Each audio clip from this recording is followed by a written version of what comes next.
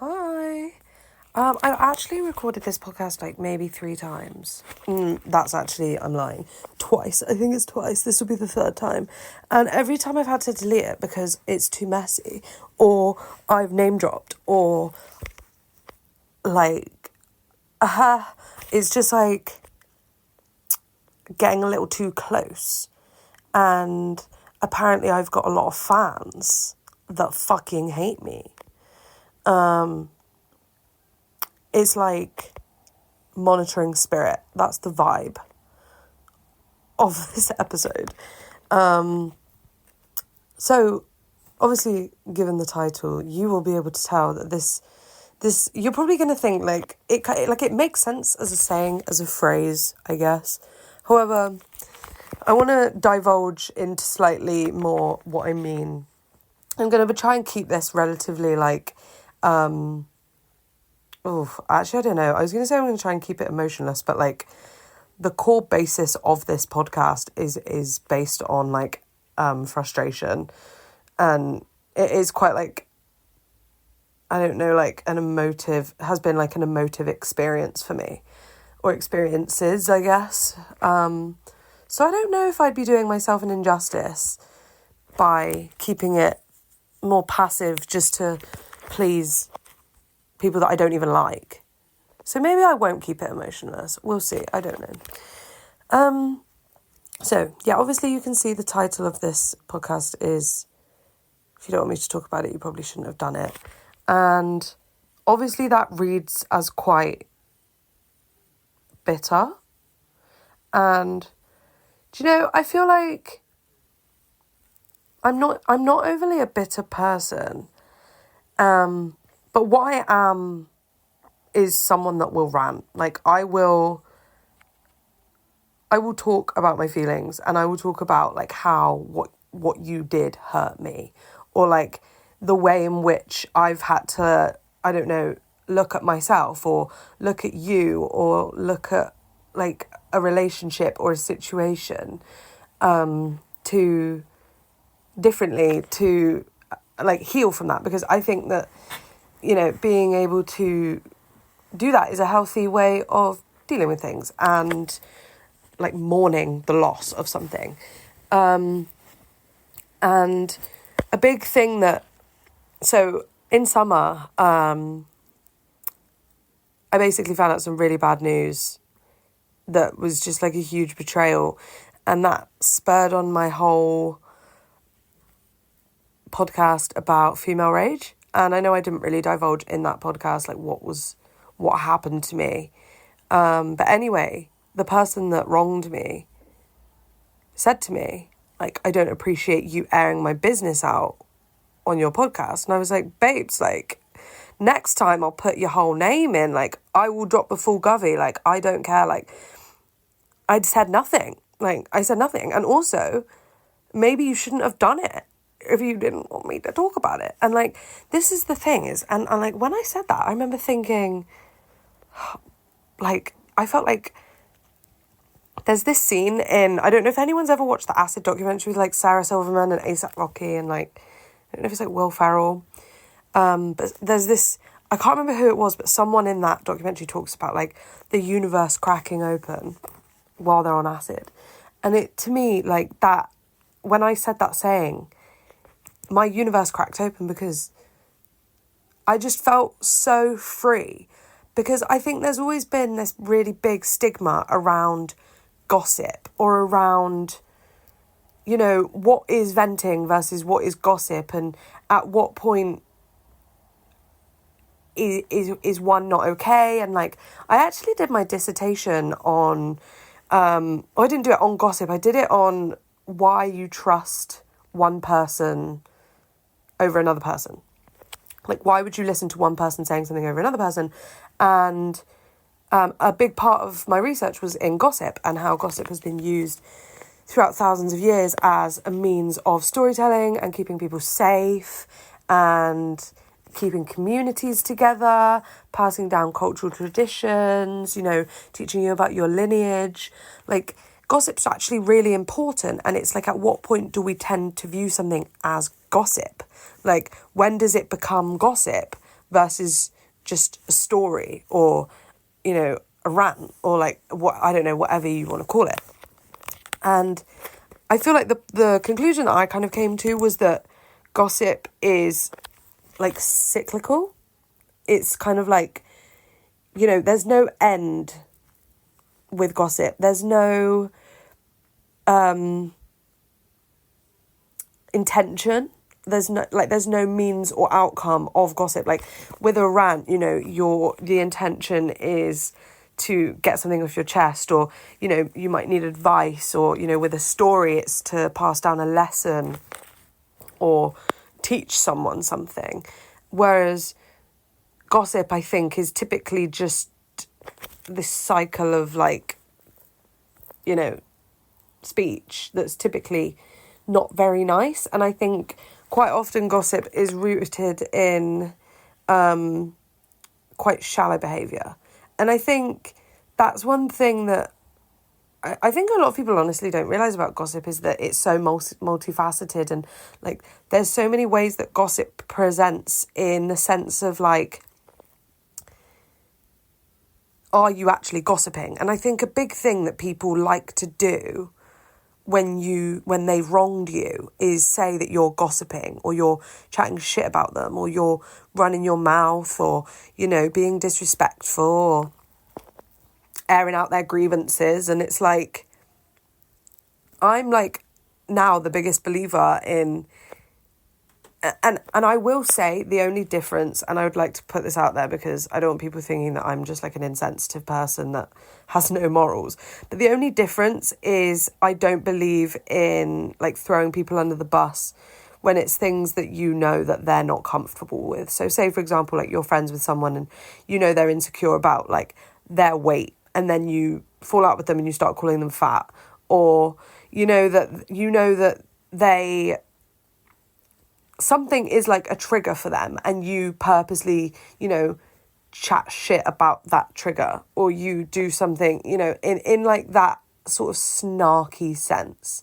Like that's, I'm not agreeing with that. That is probably like the only excuse that I would give for where I don't think I agree with it.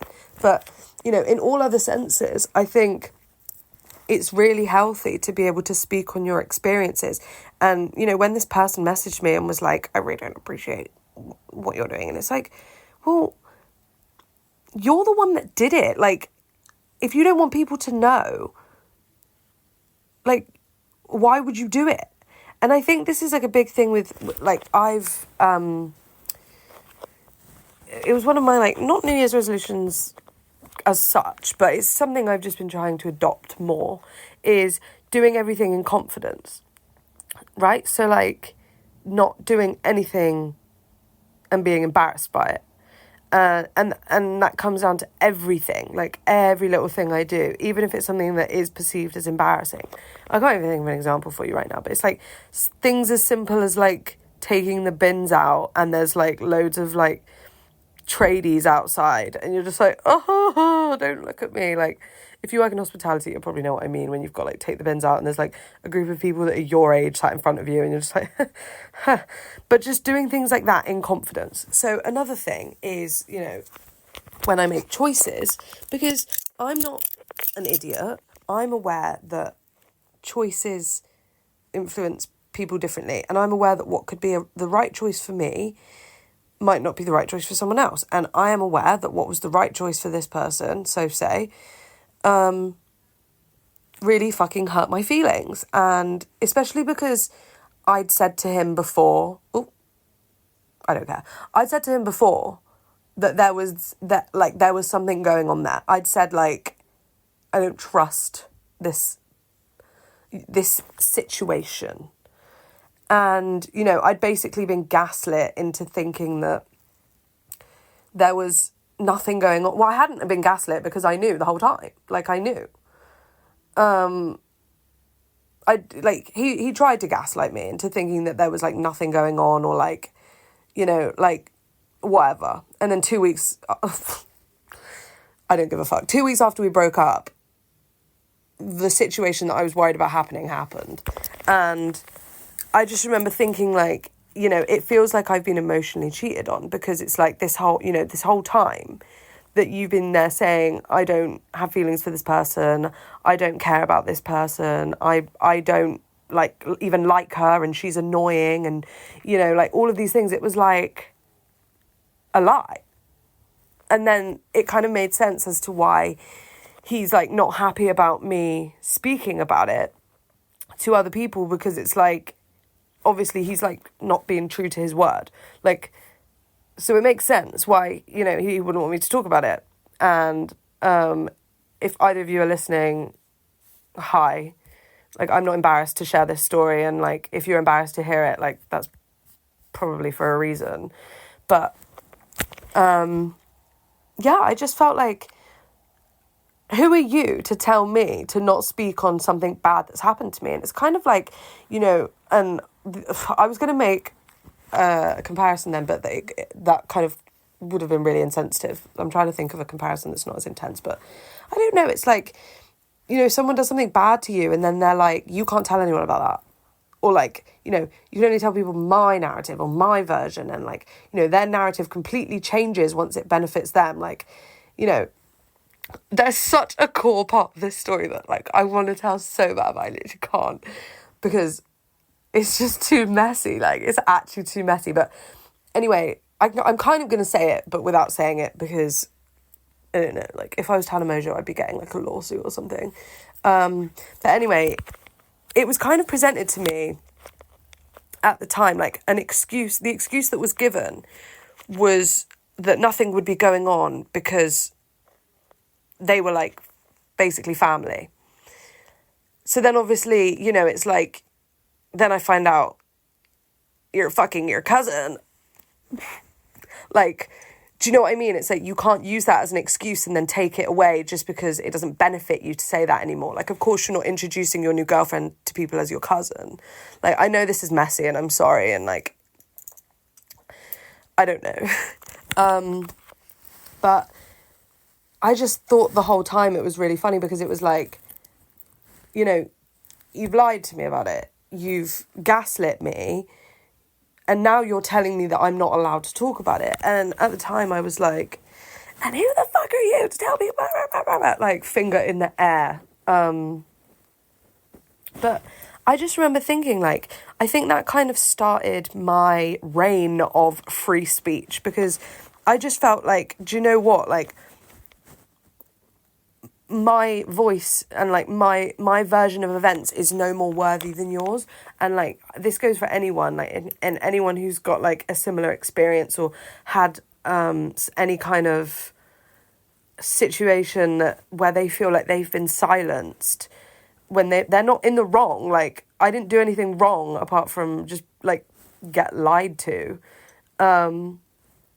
and then want to speak about it. And I don't think there's anything inherently wrong. I understand, obviously, like, I've got a platform and, like, you know, defamation of character, but, like,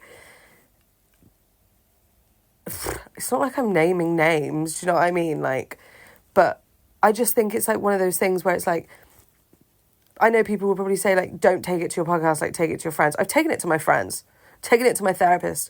I take it everywhere. Like, I've taken it to all these places, but, like, it's kind of, like, you know, in the instance of, like, my podcast is like a form of healing for me, and I think it's in the greater zeitgeist, shall we say, that this saying came about from this situation. And I feel like the best way to discuss it is to be open and honest. And I'm not typically a messy or emotive person on this podcast, and I think I'm going to allow myself the grace of just this one situation, although it's unfortunate for the two people that it will impact. But like, why am I still thinking about their feelings when they so clearly ignored mine? You know? And like, I think that's kind of like the moral compass it comes down to, is like, there will always be people that will try and silence how you feel about things. And like, you know, it's almost the way I kind of felt about it is like, if they couldn't hear me talk about it, or maybe not they, because maybe I don't know. I don't know. But if they couldn't hear me talk about it, they didn't have to deal with the reality of what they'd done. And, you know, the fact that it had caused emotional upset. Because it's like a really fucking traumatizing situation. Like, you know, your ex-boyfriend starts fucking his cousin. Like, what? What the fuck? Like, and it's weird. Like, it's weird. And it's also just really hard to navigate. Like, it's not like the sort of thing that you can just look up on Reddit and, like, be on your way with. And, like, I don't know, it's just weird. And, do you know, this kind of relates to another situation that I went through recently. I say went through, like it was a fucking war crime. I'm fine, like it wasn't that deep. But I recently worked in this job, and my boss just, like, didn't like me, basically. People could tell, I could tell, other people were telling me. And you know when you start working somewhere and it's just like, you're new into the vibe, you don't know what's going on, and you also can't really gauge. I'm a very, very terrible judge of character. Like, I can't tell when I meet someone what their true intentions are with me, and like, you know, if they like me, if they don't like me, how, like, I don't know. But the thing is, I quite typically get on with most people I meet, like, so anytime there's any, like, kind of awkwardness, I feel a bit weird about it, and I feel a bit like, I don't know, it's just, like, something that I'm not that used to or familiar with. Like, I think because I'm quite good at talking, I think that maybe, like, puts people at ease when I meet new people for the first time. But anyway, my boss was, like, quite reserved, I guess is a way to put it, when we first met, and she sort of stayed that way. Like, you know, you build relationships with people that you work with over time. It's sort of, our relationship never really changed, and I kind of just accepted that as, like, her personality, or, you know, she, like, wanted to keep a level of professionalism, or so I thought. And it was, like, kind of fine for a while. Like, it was one of those things where it was like, okay, you know, this is the way you are. And anyway, then one day I went into work and I'd closed the night before, and one of the other girls was like, do you know who closed last night? And I was like, me. And she was like, okay. Boss is fuming, like, close was shit, just to let you know. And I was like, oh, fuck. I did a shit close. Like, it was completely my fault. Like, no excuse, basically. But nothing was said, and, like, there was no difference in vibe. Like, it was still this quite, you know, reserved, not very conversational vibe. So I was just thinking, okay, you know, and she hadn't said anything. So I just thought, you know, I come from a hospitality background. Like, I'm used to someone being, like, audibly unhappy with me. You know, like, it is evident if someone's unhappy with you in hospitality. But nothing was said. So I just thought, oh, you know what, maybe, I don't know. And then a few other people the same day had said to me certain things about, like, my clothes. And I'm like, how do you know? And they're like, oh, the boss has told us. And I was like, what? Why would you not just, like, come and speak to me about it? So I remember I had a conversation and I was like, I'm really sorry, like, about the clothes, but, like, can you just speak to me about it in future? Because, like, instead of, like, telling everyone else, because I just think it's just easier that way, because, you know, like, it's no good you telling all these other people, because what if they hadn't spoken to me about it? And, like, that's the way I see gossip, is, like, you know, what's the end goal there? Apart from, like, okay, we're saying just to, like, vent your frustrations. But, like, in terms of, like, management, I guess it's, like, you need to be able to, like, make informed change. And I think by telling everyone else who didn't actually do anything wrong is not making any informed change. I don't know. And she was like, yeah, no worries, I just didn't want to be patronising. And I'm like, trust me, like, I've dealt with patronising. Like, I'm not going to be annoyed, like, if you tell me, like, you're my boss, do you know what I mean? Like, I can handle a bit of criticism. Like, I'm not a bit of sugar, I'm not going to melt. Anyway, and then this cycle kind of repeated a few times, and it was, like, getting more and more, like, it almost felt like microaggressions, like, low-key. And, like, I am brown, but, like, not in, like, a racial way, and I'm not trying to, like, negate microaggressions as a term used for people of colour. because I have experienced that, but I don't mean microaggression in that sense. But I don't know I don't know what the word for it was, because that's the only way I could explain it, is that I felt like I was being singled out for like, there was no reason that I could give for it. And it's like, you know, when you experience, like, I don't know if anyone that's like not white has like is listening, you know, when like someone's like just giving you that look of like, no, where are you really from? No, but where are your parents from? And then it's like you say something and it's almost like they're shocked that you have like running water. Like, I don't know if anyone has experienced that. Like, that's kind of like low-key the way it was. Like, it felt like microaggressions. Like, it was like, you know, other people could get away with things that I couldn't.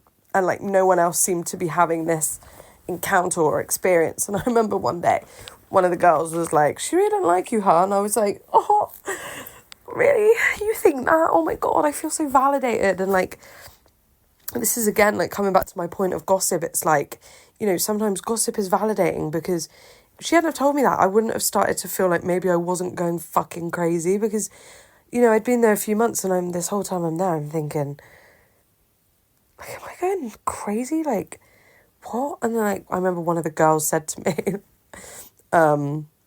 that my boss was visibly irritated by my presence. Like, when I'd walk in a room, she'd like roll her eyes and stuff.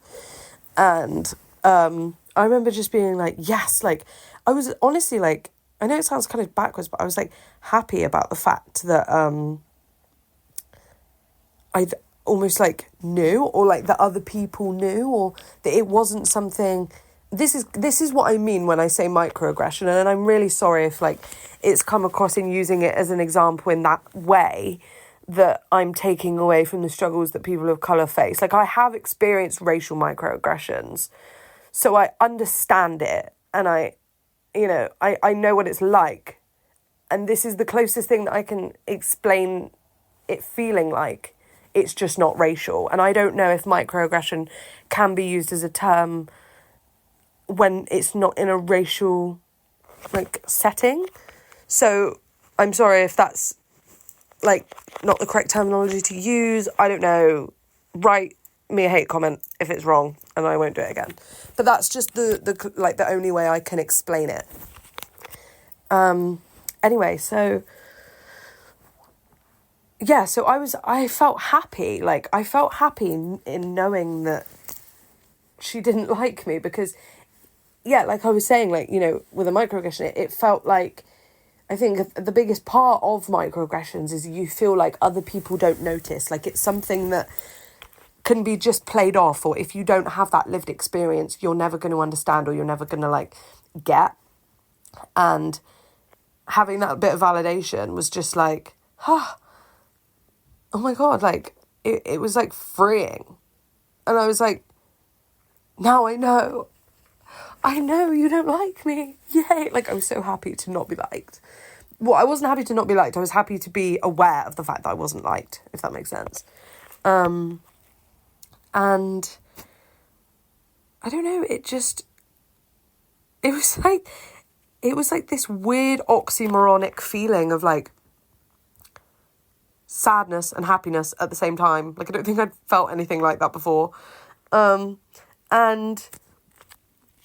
so I spoke again, you know, I kept coming to my boss with these conversations and just being like, you know, is there anything I can do? Like, I don't want to make it difficult. Obviously, I'm, like, relatively new. There's some things I don't know. Like, I just want to, like, I don't want to upset anyone or whatever. And every time she was like, no, like, you're doing great. Like, it's fine. Like, whatever, blah, blah, blah. So it was never anything, like, really, really constructive. Anyway, and then some things happened, like, towards the end of my time there. And when I left, I wrote the bosses this email, basically being like, here's my reasons for leaving. Because basically, towards the end of working there, literally every single person that worked there left, like, on my department. And it was kind of one of those things where it was like, I don't know, is there not like a bit of a pattern when every single person leaves in like a short span of time, like whatever? And one of the other girls was like gonna say something and then she didn't because she was just like, I think she just, you know, she's a lot more chill than me, to be honest. And I think she just would rather just like, you know, walk out with a clean slate and not have the aggro, which is like, I completely respect. But me, on the other hand, with my newfound, if you don't want me to say it, you shouldn't have done it mindset, is to write an email. And like, the only reason I wrote this email is because there were certain things that I found out which were like, honestly, like quite unprofessional and like made working there really, really difficult and uncomfortable. And I think it's important when you leave somewhere to, I just think it's important to be honest. And obviously if you don't want to be honest, that's fine. But like, if you know, like, I don't know if this is like a spiritual thing, right? But I used to think being spiritual was taking the high road and not saying anything and moving in silence and, you know, just being so stoic. And then I realised, like, I had all of these times in my head over the last, like, 4 or 5 years. I wish I'd just cussed someone out. Like, I wish I'd just cussed someone out.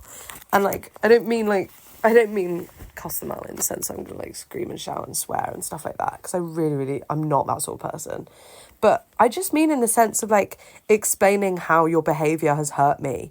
And, you know, saying it in a way that is, you know, not like, I know you probably didn't mean to, but when you did this, it really hurt my feelings. Like, you know, just saying it honestly and brutally, because quite often the ways that these people have treated you has been brutal, and like, you have every right to speak on it. And I'm not saying that you should go out and like call people every name under the sun. Like, I do not agree with that or identify with that, but I do think there is a way to communicate things and talk about your like lived experience in a way that it's like reflective. Because basically when I was 18, I've literally spoken about this hundreds of times, but my best friend at the time basically like cussed me the fuck out and was like, you are this and this, you're doing all these things, it's really damaging, like, you're the reason for the failure of our friendship, whatever.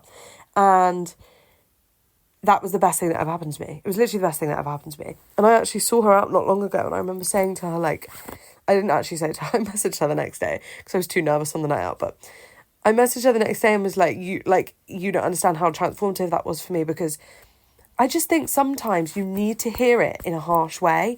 And like, it's not nice. It's never going to be nice hearing something bad that you've done, or hearing a way in which you've hurt someone that, especially that, you know, you were so, say, meant to care about, or, you know, if they were your not manager, but like if they were one of your employees, like, you know, you have a duty of care there, like things like that. Like, it's never going to be nice to receive something like that. Like, you know, in either, I know I've spoken about like situations here.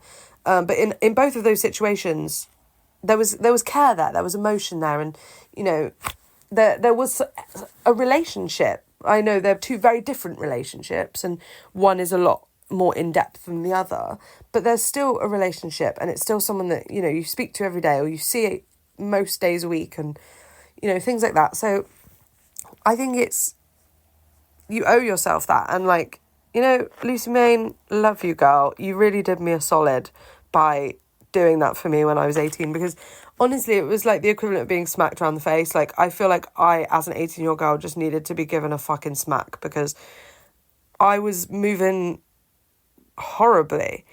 And I don't know, and it took me a really long time to be able to like, you know, like process that message and like take it in and understand that what she was saying was true. And like, it was funny because going back to the first situation, there was like a conversation that was had where I was basically like, I can't believe you've done this to me. You've betrayed me. And then, I don't know, like, I feel like I'm getting into techie waters here. I'm actually going to like not finish that sentence, because I just like, I'm aware that there's like, I'm aware that this is not professional, and like anyone that was like looking at like doing business with me listening to this would probably think that I'm like, listen to any other of my podcasts, please. Like, this is such an exception to the rule. But yeah, no, like, it's almost that thing of like, you know, you have those conversations and then you come away from it, and it takes a while to come out of your ego and like step out of, if you've just been told something that you don't want to hear, especially if it's something that like deep down you know you've done and you knew that it would have that impact, but like you're not ready to admit that, like it's going to take a while for that to kind of resurface.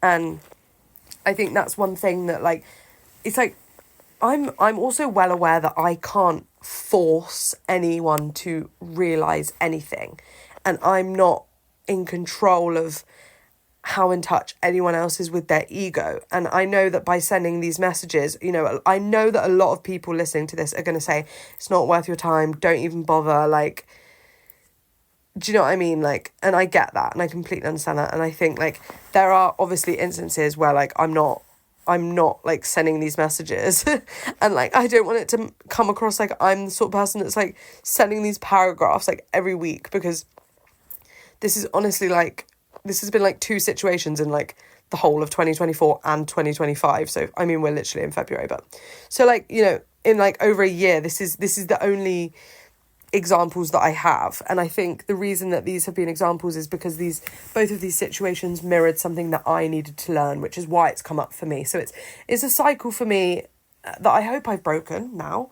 So yeah, no, I'm not out here saying like, you know, you need to send these like long ass messages all the time, because that's not the way I think about things. But I just think it's really important to be able to articulate yourself in a way that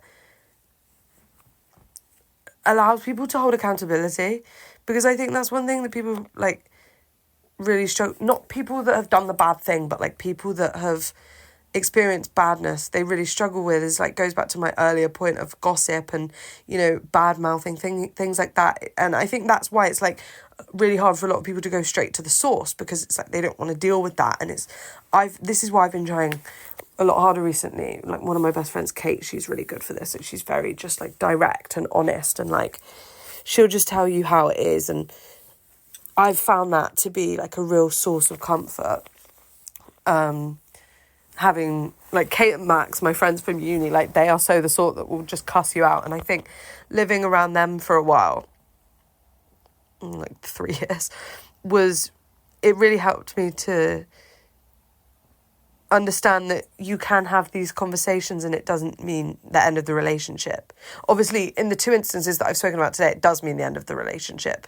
One because I quit my job, and the other because we broke up, you know? So like, you know, there's nuance to it. But I just think like the main takeaway is that if you have something to say and you feel like your voice should be heard, you have every right to communicate that, regardless of the outcome. And I think a big part of it is like the self-validation, is like understanding that they're probably not going to like what you're going to say. Like, they're not going to like what they're going to hear.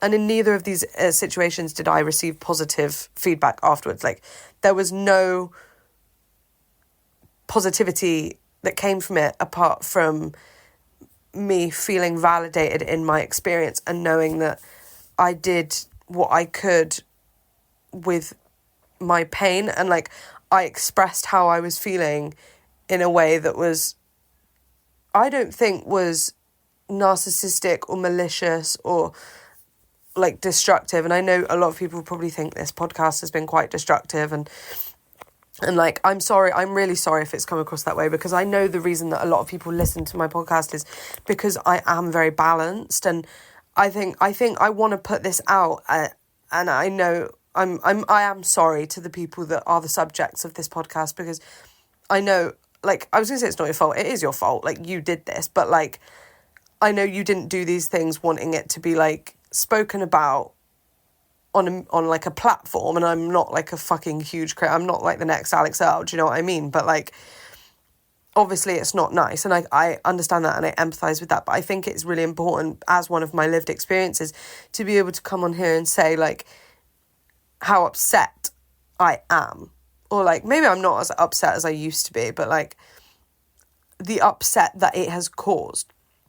And, like, that, you know, even someone like me who is very measured in a lot of my approaches, even if you listen to my Female Rage podcast, like, you can kind of tell, because I've listened to it back a few times, and I don't listen to any of my podcasts back, but you can kind of tell, like, I'm really mad at the start, but then when I start talking about other stuff, like, my emotion goes, and I can even feel now, like, I'm a lot calmer now, and I just feel like it's a tool of therapy for me, and, like, I wouldn't want anyone to feel like they have to deny themselves that experience of being able to release something like that, because I feel like I released something just by putting this podcast out, and I feel like I've been able to share something that I think is a really common experience that a lot of people face, and it's something that's kind of techie, because the only way to talk about it is to talk about an experience that has happened that typically will involve other people that probably won't want you to talk about it, and there's no way to talk about it in a third person narrative. You know, so it's like I will be the scapegoat for this episode because I know it's probably going to be quite helpful to people that are in similar situations or aren't quite sure how to navigate those situations. And I'll just say, if you are one of those people that wants to send one of those messages, just fucking do it. Like, you know, the worst that can happen is someone's going to cuss you out and be like, you're wrong. That's it. And if you are one of these person that receives, like, I've been on both ends of it now. I've received the messages and I've sent the messages. And if you are one of those people that receives the messages, just take it in your stride. Like, if someone says something to you about your behaviour, especially if it comes from someone that you care about, your best bet is just to listen and just take it on board, because although it's horrible to hear those things about yourself, it's so, like, I say this literally all the time, it's so cliche, but it's better to admit you're in the wrong, admit you walked through the wrong door than spend your whole life in the wrong room. And I think, obviously, that's a metaphor for behaviour, you know, like, if you are behaving in a way that is damaging, the first step to changing that is admitting it. And it's really hard to acknowledge or see your bad behaviour unless someone tells you. Like, I say this to my friends all the time, like, if I'm doing something that upsets you, just tell me, because I'm not going to know. And that's why I don't find it helpful when people go to their friends about something that I've done, because it's like, especially if, like, you know, unless it's like one of those things where it's like, you know, I didn't mean it and it's not that deep and you don't want to bring it up and it's just like, you know, whatever. But I feel like for most things, you know, if it happens once, the likelihood is I'm going to do it again if I don't know. And it's like, then you're going to build up resentment, and then it's going to be this weird tension between us, and you're going to get snappy and I'm going to be confused, and then you're going to be like, well, you did all these things. It's like, why didn't you just tell me? Like, you know, because if I just think it's so important to have that, like, level of communication. Anyway, this is a long one for me. I'm going to go to bed. Love you guys. Speak to you soon.